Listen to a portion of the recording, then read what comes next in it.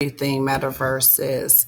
You have everything fashion, you have everything human resources, and we are niched in real estate, specifically around digital real estate 3D, and etc. So I am so glad to be here. I get a chance to talk with you today about protecting your energy. So Monday through Friday at 6 a.m. Eastern Standard Time on Twitter, I'm normally sitting and talking on spaces. And I have been doing this for about a year and a half on Twitter, or X now. And so I really do appreciate having the ability to connect with audiences. So I'm glad that I met the team here with Live Space and just said that I want to grow my brand to be really helpful to the people. So I am a coach, I am a mentor, and I am a partner in the digital transformation. So if you need assistance with human resources side of the business, then my partner Melody Fogarty is the person that handles that. If you need help with the designing the fashion, whether it's digital or it's physical, whether it's custom, then Cheatham Norrells for everything fashion. He handles that for everything metaverses.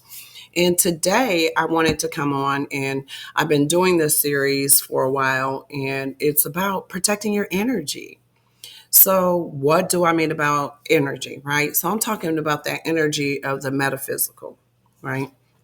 And so let me first tell you, I am not professionally trained.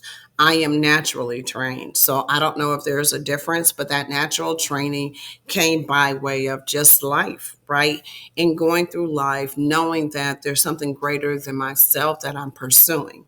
And so through the pursuit along the way, I collected some energies and I was able to understand the connectivity to something bigger than me, to understand that there are layers to your intelligence, there are layers to your belief systems, there are layers to your energy. So Monday through Friday at 6 a.m. Eastern Standard Time on Twitter, I talk to geniuses from around the world. And one of the things that I try to do honestly and always committedly is to breathe life into people. I mean, breathe that life into people that they believe in themselves. So they have a platform where they can feel comfortable speaking out loud and knowing that their voice is going to be heard. They're speaking to an audience and just, wow, how impactful that is. And how did that start? It really started because at 14, I remember giving my mom a manifestation of, Mom, this is what I'm going to do. So my mom's like, "You're going to do this?" I'm like, "Yeah, I'm going to do this." And I went through life. Have you ever went through life like my life quest? I know I have this vision. I know I've been given this dream of something of magnitude.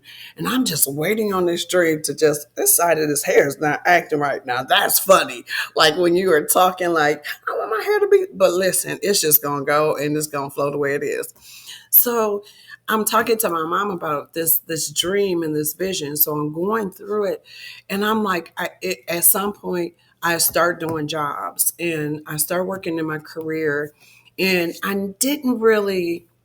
My passion. I started out as a social worker. I was licensed, and I practiced social work, and I did it all the gamuts of social work, from foster care placement to you name it, to de-escalation, marriage, family counseling, you just did, and working in school settings. So working with severe behavioral kids, trying to make a safe learning environment for children to make sure that that alternative learning style will be good for them. I also manage self-help databases, right? So at that time, I always believe that you should have resources that you can count on, your resources that you can go to and say, boom, I'm going to take care of this. This is what I'm going to do. Boom, that's okay. So that self-help toolkit. So that's something that I talk to Genius about right now, is having those self-help toolkits. So from social work, I went into business, and I was a little different in life all the way from age 14 on, right? Because I wanted to go for my master's degree. First of all, I graduated from my undergrad in social work. Let me back up. And when I graduated with my undergrad in social work, something that was really amazing is I then 2 years later was looking at these paychecks as a social worker. I was like, there is no way. I went to a private school for undergrad, there's no way that I'm going to ever get out of debt on these student loans because I'm a social worker. Here I am giving to people and listening to people, and wow, this is my return. Like, I can't pay my student loans off. So I had to go back to school. So I had to get my transcripts, and I'm like, okay. So first things, I'm going back to school, master's first. I'm trudging through this thing, right? The first master program that I know about, so I don't have many family members that I can talk to about that, right?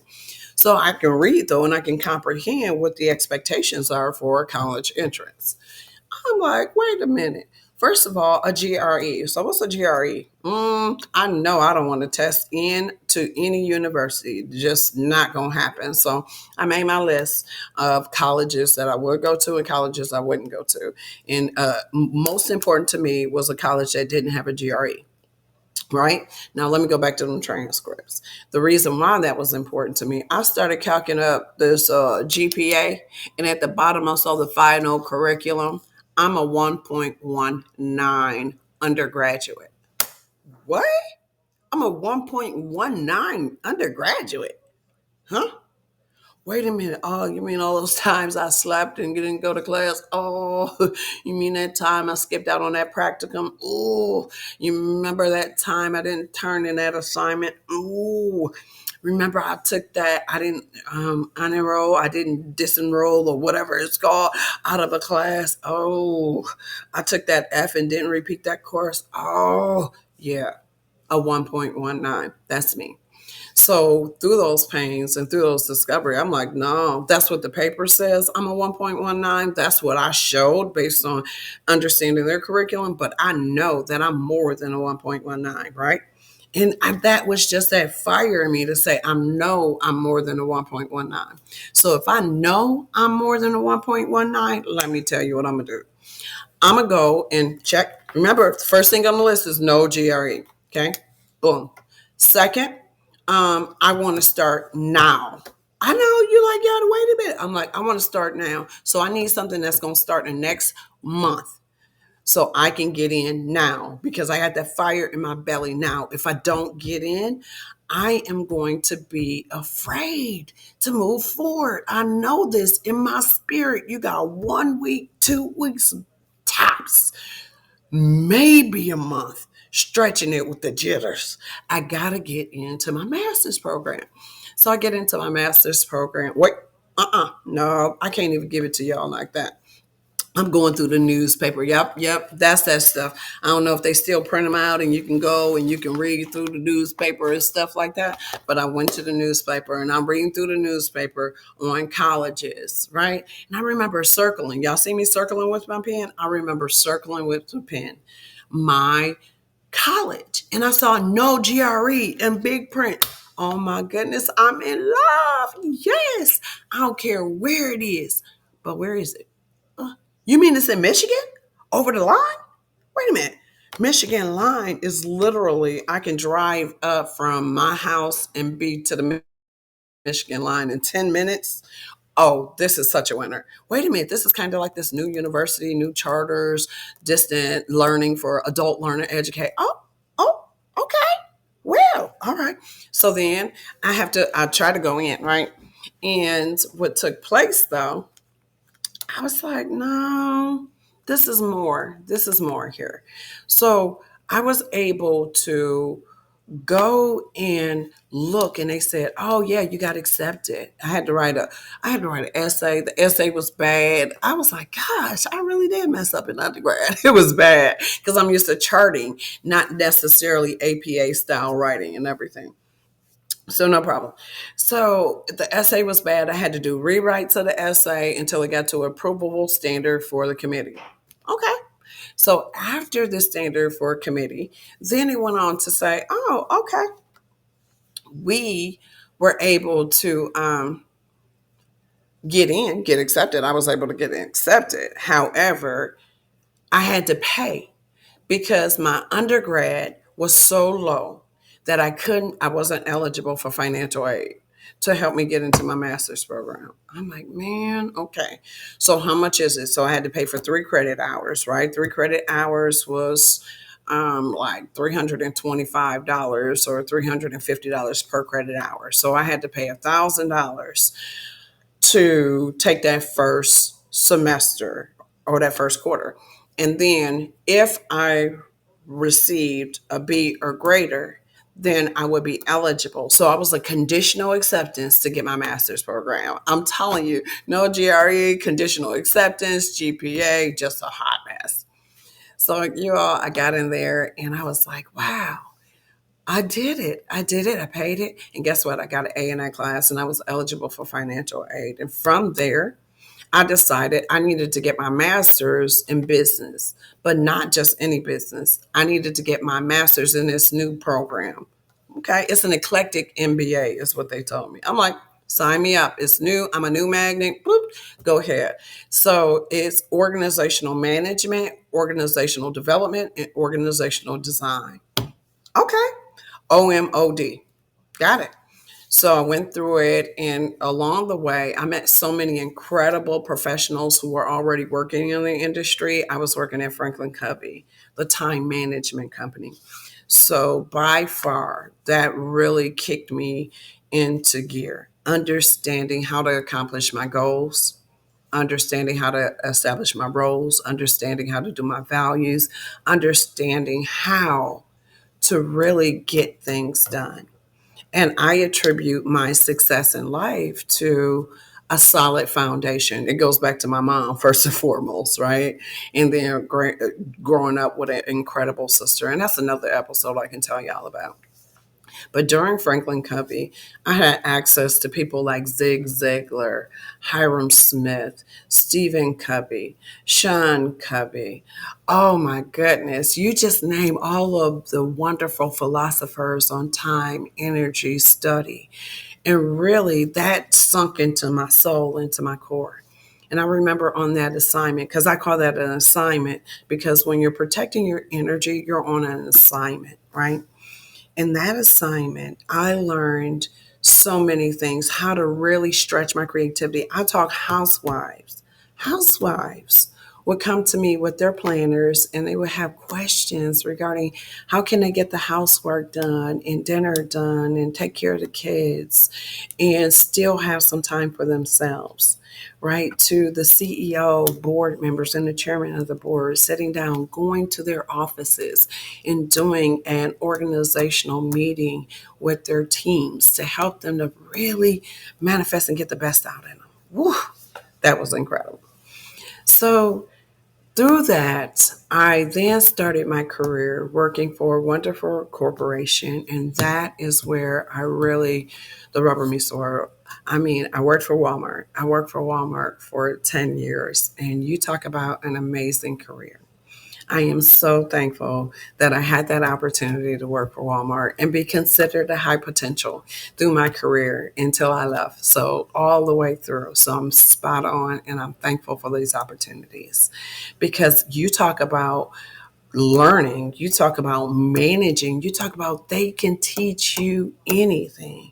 They took me, remember, I was a social worker. Then I went and got my master's degree in organizational management, organizational development. So, and then they gave me the opportunity to learn, but to also lead people.